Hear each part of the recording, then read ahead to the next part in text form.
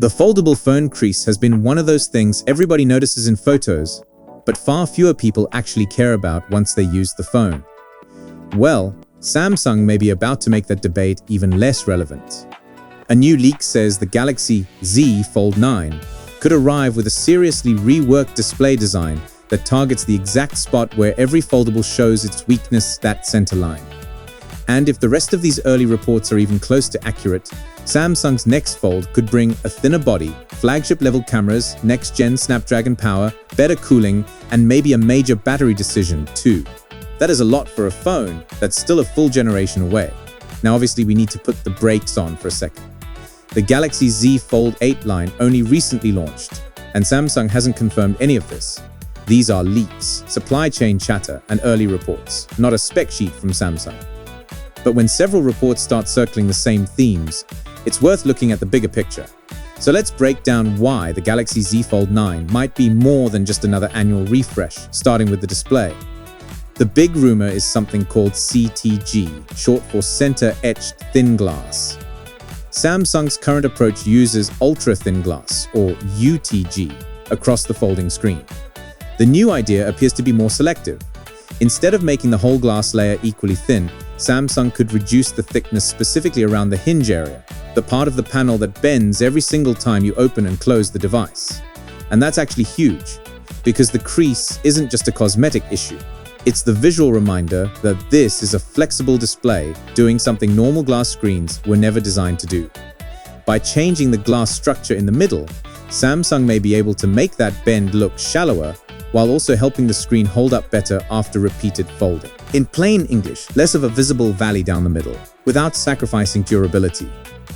Here's the thing though. Apparently, Samsung is still solving some difficult engineering problems. One challenge is making sure the display still looks properly flat when it's opened.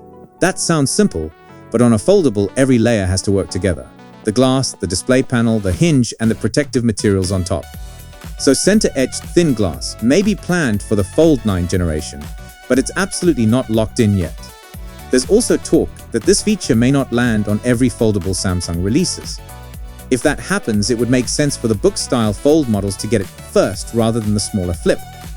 That part is speculation, not confirmation, but it fits Samsung's broader strategy. The Fold is the productivity machine, the premium showcase, and the device where a large inner display makes crease improvements especially noticeable. Now zoom out for a second. Samsung has already been reducing the crease on recent Fold models, and honestly, modern foldables are much better than the reputation people still attach to them. A lot of the strongest complaints come from people looking at images online or trying a phone for 30 seconds in a store. In daily use, especially when you're reading, watching video, gaming, or multitasking, the crease often fades into the background. But if Samsung can reduce it further, that removes one more reason for traditional phone buyers to hesitate. And this is where the Fold 9 story gets more interesting, because the display may not be the only serious upgrade. The camera rumors are ambitious. One report suggests that a Galaxy Z Fold 9 Ultra could use the same 200-megapixel main camera expected for the Galaxy S27 Ultra, built around Samsung's ISOCELL HP6 sensor. There's also a report pointing to a 50-megapixel periscope telephoto camera with 5x optical zoom. Meanwhile, other leaks suggest the regular Fold 9 could inherit a 200-megapixel main camera as well, replacing the 50-megapixel sensor used in the base Fold 8.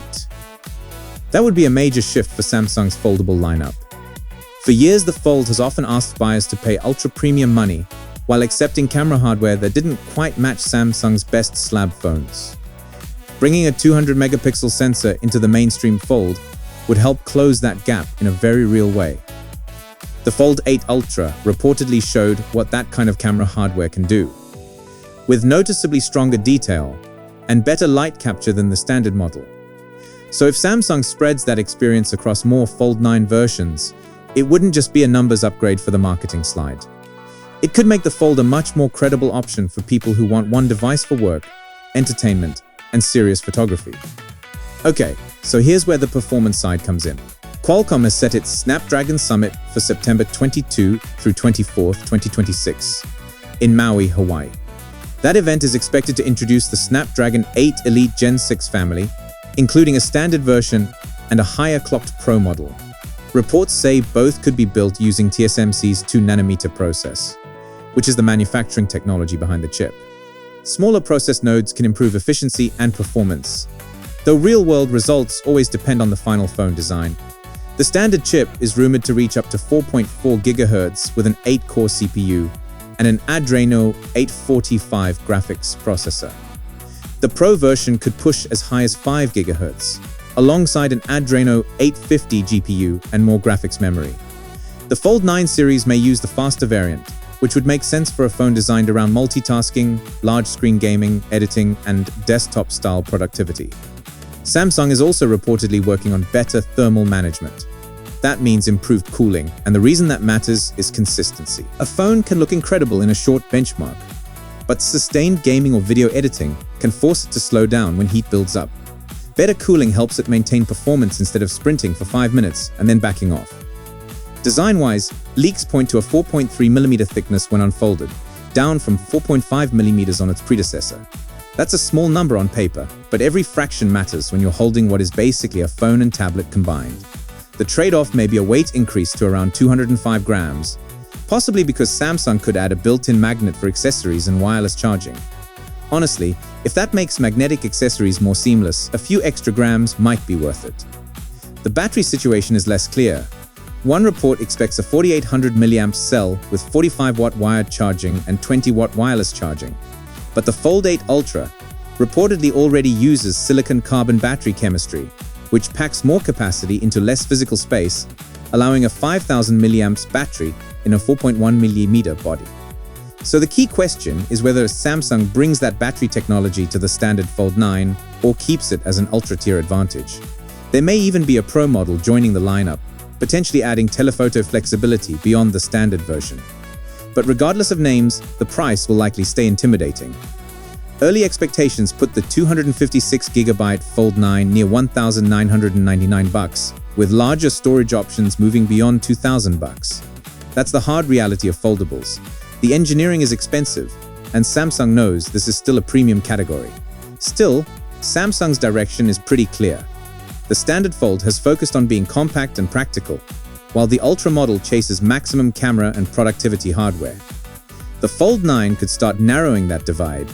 A smoother display, slimmer build, high-end cameras, faster silicon, and smarter cooling would make it feel less like a compromise and more like Samsung's complete flagship vision. So, would a nearly invisible crease and a 200-megapixel camera finally convince you to switch to a Fold? So, that's all we know for now. We'll be sure to keep you updated as soon as we have more information. Thanks for watching.